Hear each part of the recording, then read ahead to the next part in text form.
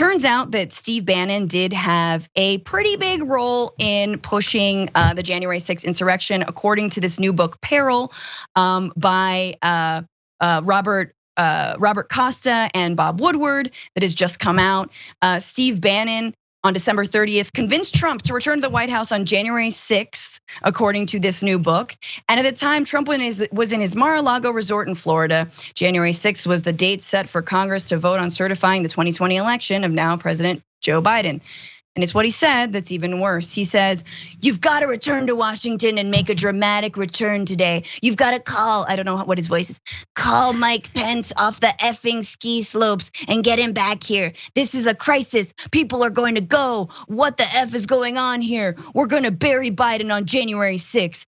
Effing bury him." So not only do we have all of those statements that we heard at that Stop the Steal rally from people like Representative Mo Brooks, from Rudy Giuliani, from Trump himself saying, we're gonna go there, we're gonna take the Capitol, etc. Like we're not gonna back down. But you've got Bannon saying, "Effing bury him." To Donald Trump.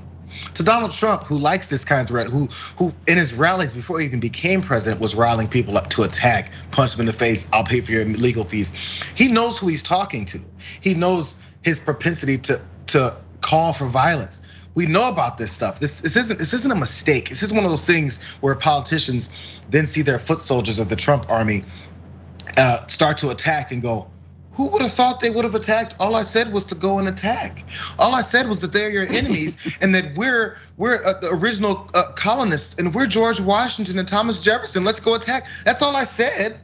So he knows who he's talking to. He knows his role in this. He knows that he's one of the few people that Trump listens to, and he knows how to talk to him to get him to listen to him. Man, if we're gonna talk about treason and preparations and all that stuff, hey, by the way, this January 6th commission is still investigating, it's still going through a lot of things. They might be interested in some of these phone calls and communications. Yeah, and yet, you have the FBI saying there was no plan. This was like more, it was just sporadic. It was sort of like a coalescing of extremists. No, there was a plan. And of course, Trump later pardoned Bannon for his federal conspiracy charges for defunding a bunch of people from that wall. But of course,